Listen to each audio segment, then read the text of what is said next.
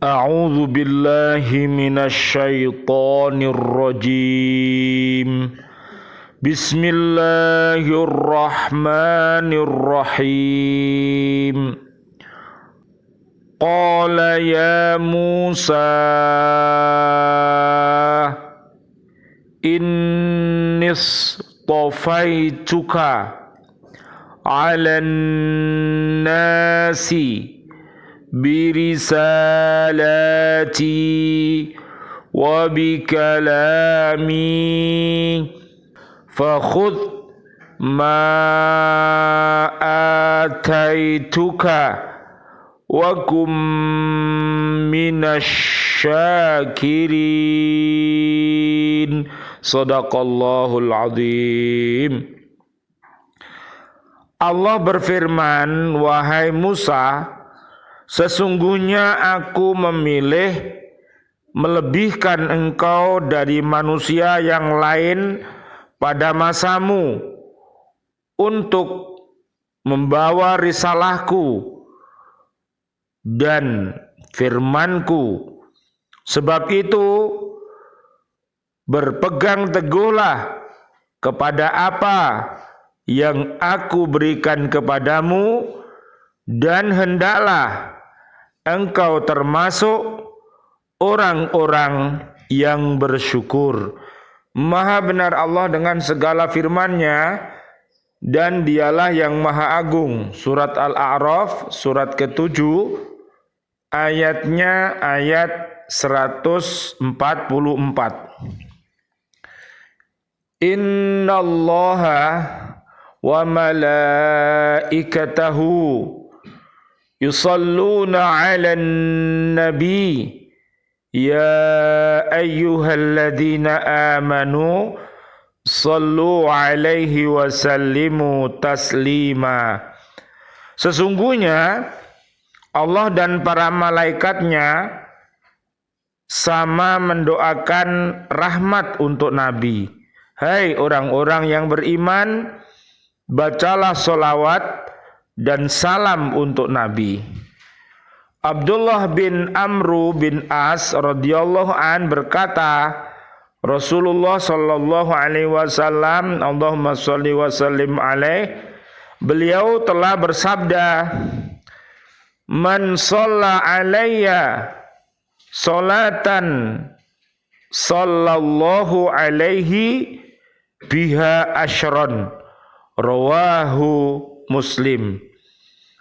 Siapa yang membacakan sholawat untukku 1 kali, maka Allah akan menurunkan rahmat kepadanya 10 kali.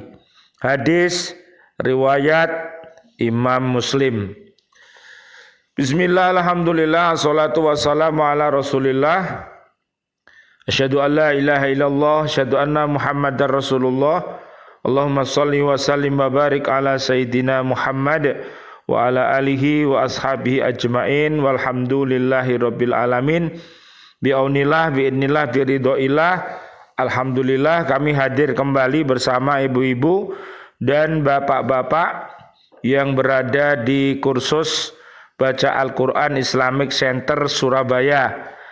Mudah-mudahan kehadiran kita ini mampu untuk mengajak diri kita, keluarga besar kita, dan umat Islam untuk senantiasa mencintai Al-Quranul Karim. Mudah-mudahan Allah Subhanahu wa Ta'ala mentakdirkan kita semuanya mampu berhaqqa tilawatih, berhaqqa tuqatih, dan berhaqqa jihadih. Mudah-mudahan dengan wasilah ini Allah Subhanahu wa Ta'ala akan merahmati kita semuanya. Allahumma arhamna bil Quran. Amin ya rabbal alamin. Mudah-mudahan Allah senantiasa melindungi kita semuanya, keluarga besar kita dan umat Islam mudah-mudahan dijauhkan dari segala bentuk perbuatan keji dan mungkar, dan mudah-mudahan senantiasa didekatkan dengan perbuatan yang mulia. Allahumma arinal haqqo haqqo warzuqna tiba'ah wa arinal batila batila warzuqna jitinabah. Amin ya rabbal alamin.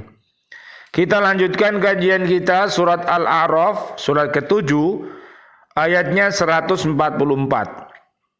Selanjutnya Allah Subhanahu wa taala menerangkan bahwa Dia telah memilih Nabi Musa alaihissalam di antara manusia yang ada di zamannya dengan memberikan karunia yang tidak diberikan kepada manusia lainnya, yaitu mengangkat Nabi Musa alaihissalam sebagai nabi dan rasul, memberinya kesempatan langsung berbicara dengan Allah sekalipun dibatasi oleh sesuatu yang membatasinya antara Allah dan Nabi Musa alaihissalam.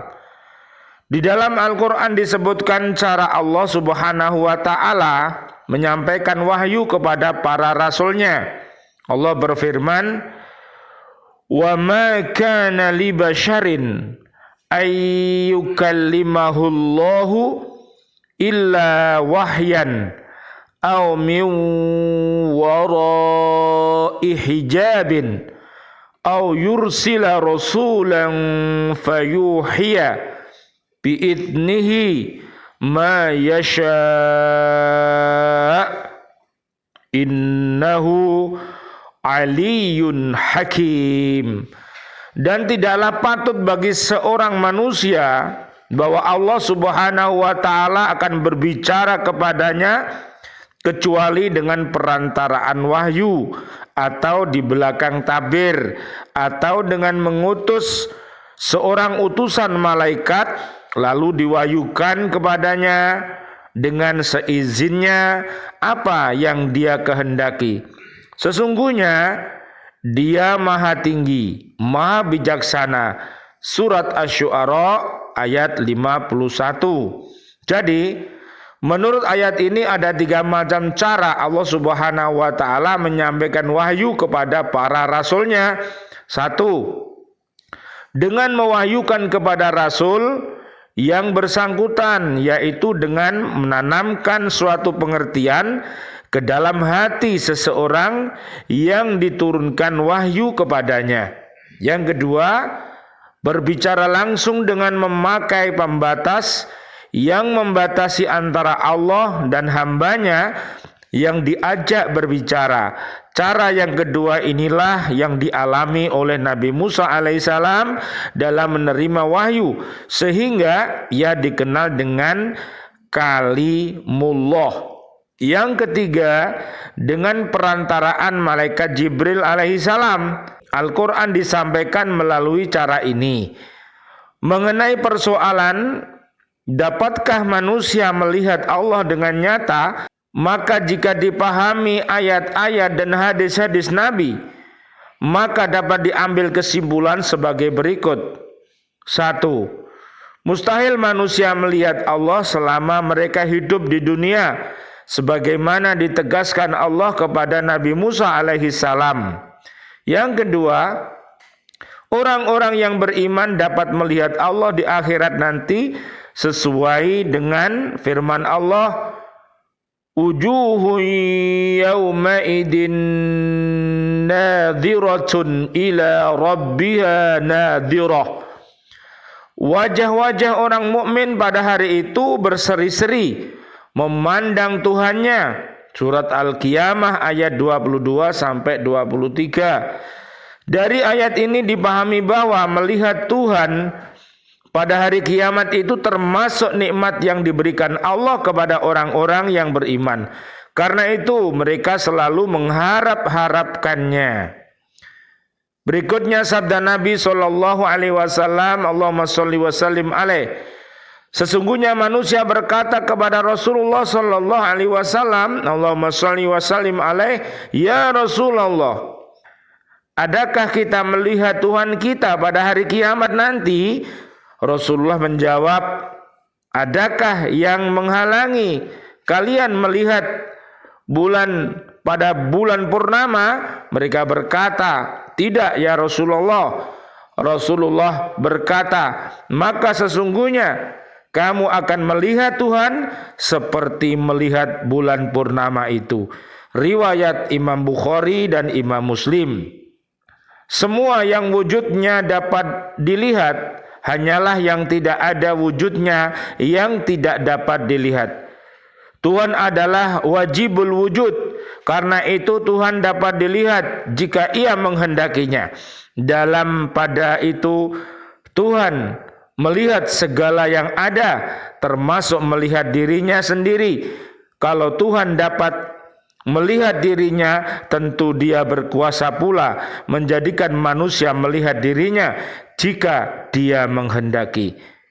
Pada potongan ayat ini berikutnya Nabi Musa alaihissalam dan kaumnya diperintahkan untuk menerima kitab suci yang Allah turunkan dan syariat yang harus dijalankan untuk dijadikan pegangan hidup dan diamalkan di dunia.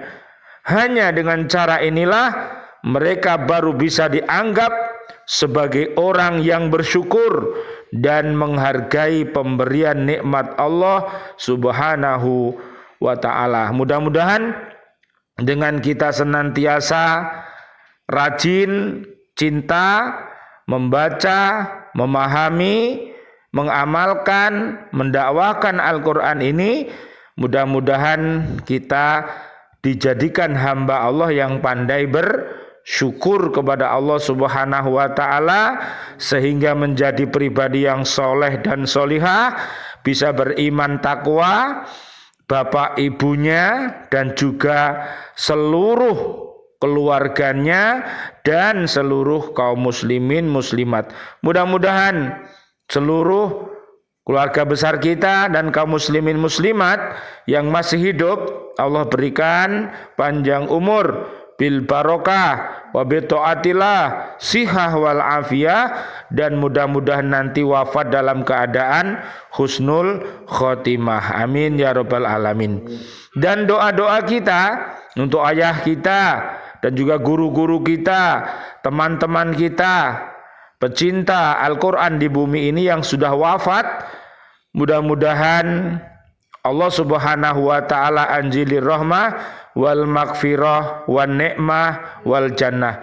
Juga seluruh para presiden kita, para menteri-menteri kita, dan juga para warga bumi yang beriman takwa, mudah-mudahan kita semuanya yang masih hidup bisa melanjutkan cita-cita perjuangan mereka untuk hidup secara hasanah.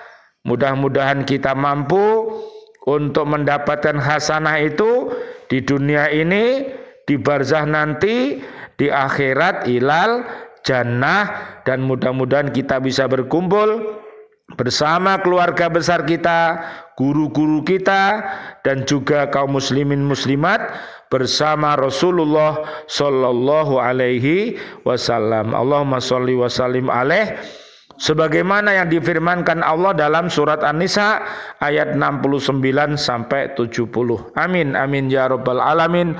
Rabbana taqabbal minna salatana wa siyamana wa qiyamana wa ruku'ana wa sujudana wa tahlilana wa tasbihana wa tadarru'ana wa ta'abbudana wa tamim taqsirana ya Allah ya arhamar rahimin. Rabbana atina fid dunya hasanah wa fil akhirati hasanah wa qina adzabannar. Subhana rabbika rabbil izzati amma yasifun wassalamun alal mursalin walhamdulillahi rabbil alamin. Amin ya rabbal alamin. Wal afu minkum. Wassalamu alaikum warahmatullahi wabarakatuh. Waalaikumsalam warahmatullahi wabarakatuh.